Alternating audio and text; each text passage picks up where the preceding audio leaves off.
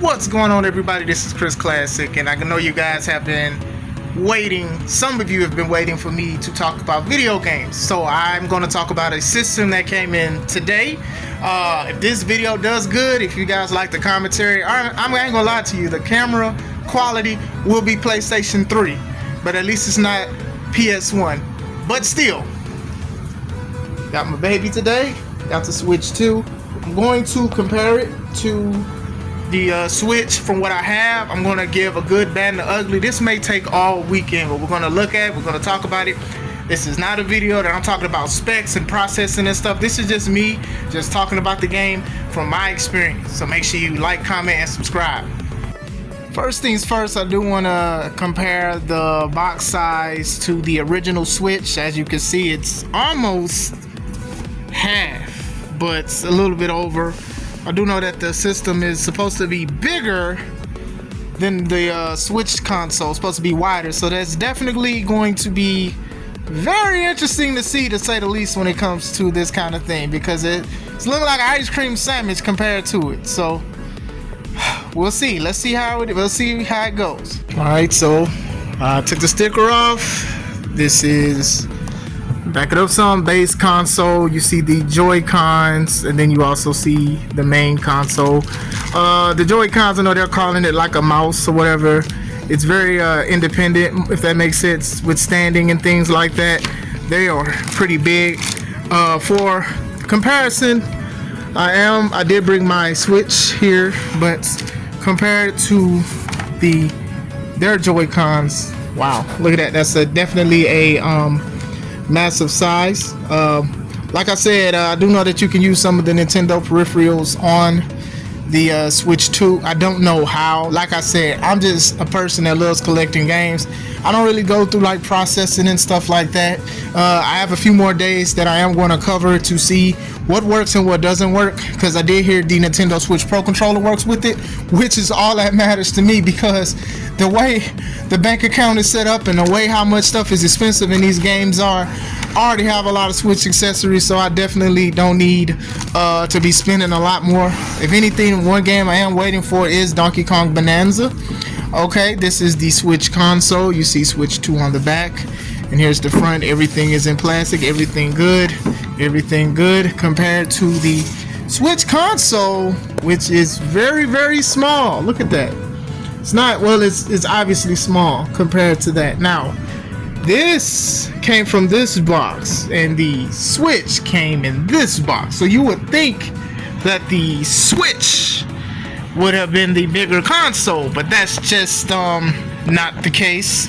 Let's see what else is in here. I see there's chargers, there's manuals, there's my code for Mario World. I'm not going to try to show that because I don't want nobody to take it from me. Mario Kart World, I don't want nobody to take it from me. There's your cords, your Joy-Con holders, your HDMI. I know the power cord is somewhere here, somewhere. Yeah, cool. I do like these vibrant colors for Joy-Con holders. Alright, let's see what else we got in here. Oh yeah. We got the Joy-Con holder for video game playing. When I bought this Switch, I love playing with that smaller controller. Before I had the Pro, I had the original of this for the Switch one. I don't know what it's called. It's so many names for stuff, but I actually love playing with this, especially with games like Smash Brothers and stuff, and even Mario Kart. I'm not big on motion sensor play and stuff like that, but still, like I said, power cord. Oh, it comes with a detachable charger. Okay, Nintendo, I see what you're doing. Let's see what else is in here. Hold on, guys. Oh, my dock. Oh. Okay, the dock. It's beautiful. It is definitely beautiful. It's more round compared to the Switch dock, which is square.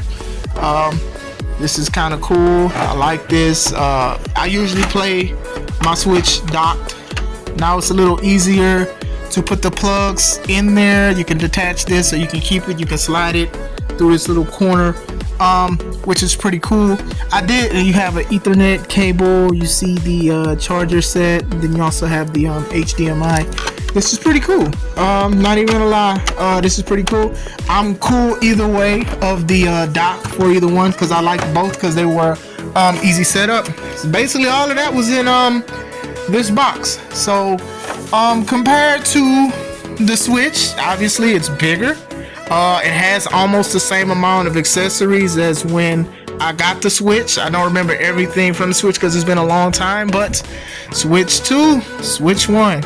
Alright, definitely going to probably get into the games later today and tonight, but I also did want to speak about the future of the Switch 2, and I think that I'm probably going to do that last. That'll be last. So, hope you guys are enjoying the video so far. Also, real quick, I also wanted to say that I do love that these Joy-Cons, they don't slide down like the original. It goes in like basically a magnet. See? That's pretty cool. Like, I've seen the things, but to actually do it, it's pretty cool. I do want to separate it, but there we go. Scared I was gonna break it, but I do like that. Hopefully it doesn't mess with the Joy-Cons in general, because with the original Joy-Cons it was drifting and stuff, so wanted to say that too. I did want to show the difference between when the Joy-Cons are with the extra controller that the Switch gets. When I play on just a smaller screen or whatever like that, I usually play it like this. Like I said, I usually don't do the Pro Controller, but this is how it is compared to the Switch 2. This is the Switch 1, but with the Switch 2, obviously it's bigger, it's a larger size comparison. It's larger, so like I said, you also see the Switch 2. So I do like that the size is bigger and stuff like that. It feels as comfortable as that one, so also wants to do that comparison as well. Alright, good, bad, and the ugly for the Switch 2. The good. It's bigger. Pause, no diddy.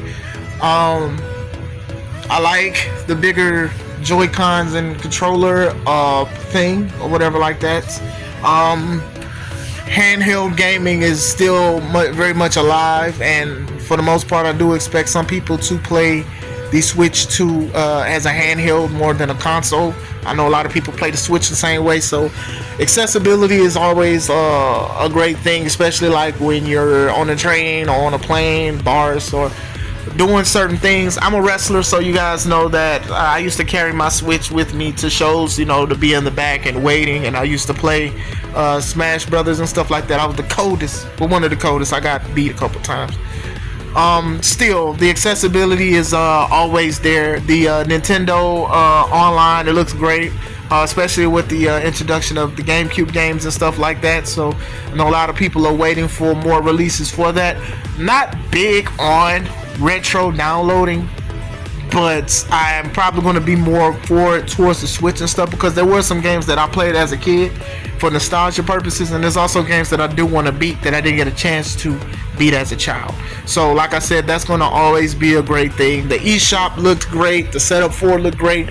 Compared to the Switches, you can definitely tell like they ready to be like, hey, we ready to discontinue this Switch. I do think that sometimes when you do get a new system, it's difficult to stop playing the older system because of the hours that you put in, and also because you can't transfer your games and memories and stuff like that. With the Switch 2, it's a great option. Like I said, you're basically getting an upgraded quote-unquote Switch, the original Switch. So I don't think I'm going to be playing my Switch as much, like unless I want to like do some comparisons and stuff like that. And I do know that some games are not compatible with the Switch 2. So I'm currently playing like Sonic and Shadow Generations on the Switch, so I may switch out and play it on that for the enhanced graphics. If you're big on enhancements, like I said, I haven't really compared, and I don't think this is going to be a video I'm going to do it for.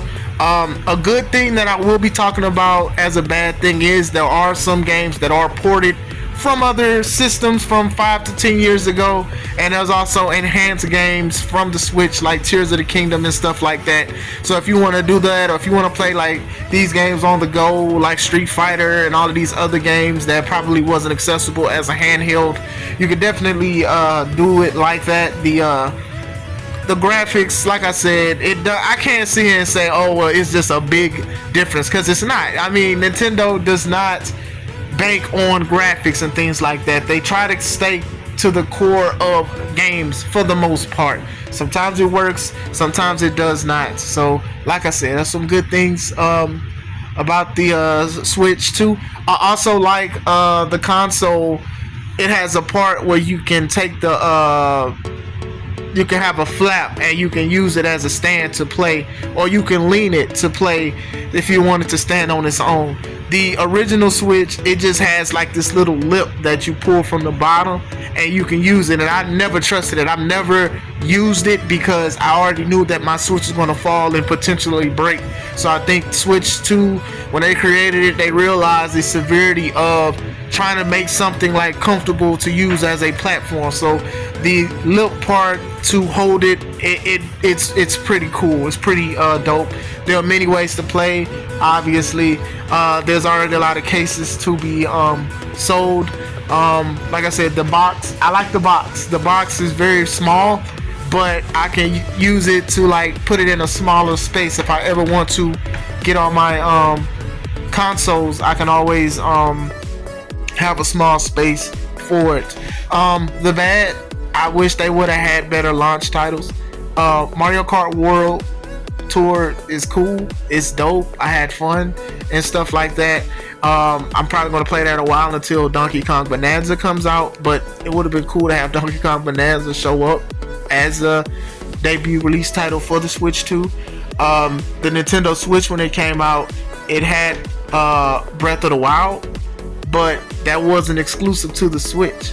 And sometimes exclusivity is a big thing because you want to buy a system and be happy that you got it. Hey, I can only play it on this and stuff like that because it's supposed to be the best game.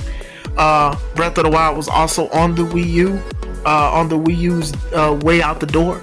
So if you did have a Wii U and didn't have a Switch, you can get one of the best games of all times. With the gamepad used as a Sheikah Slate compared to the Switch using the main part as a Sheikah Slate. That's just how it was with that.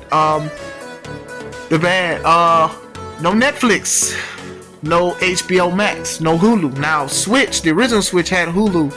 I didn't know that. I thought that it stopped when the Wii U came out, because when I had the Wii U, I had Hulu and I had Netflix, and I was playing watching both on those until the Wii U became my Hulu machine. But still, I always thought that was like a big thing to have, because sometimes people don't want to watch certain shows on their screen. Watching it on a bigger screen of the Switch 2 would have did wonders for a lot of stuff. But that's just like Nintendo being Nintendo with like licensing and stuff like that. Going back to the good, I also do like that some of the peripherals from my Switch can connect to the Switch 2, like the Pro Controller and even Joy-Cons as well. Like, I do love that because the way my bank account set up and the way that they charging $80, $70 something dollars and $90 for controllers is crazy. Forgot to say that. I wanted to say that as well. But going back to the bad, yeah, they definitely could have had a better launch title besides Mario Kart World or whatever like that. Donkey Kong Bonanza would have been good. You can play some enhanced games from the Switch, and you can also play your Switch games. The ugly is, it's Nintendo. Love Nintendo, but it's Nintendo. One of the things is, I don't want to call it a curse, is that you named your new system after a previously successful system, and that can be a bad thing. Do y'all remember this? Y'all remember this? The Wii, right? One of Nintendo's successful consoles. The Wii sold over 100 million consoles. People loved this. They saw the games. They wanted to do motion sensing and stuff, dancing. I still play the Michael Jackson game with my children, with my family and stuff like that.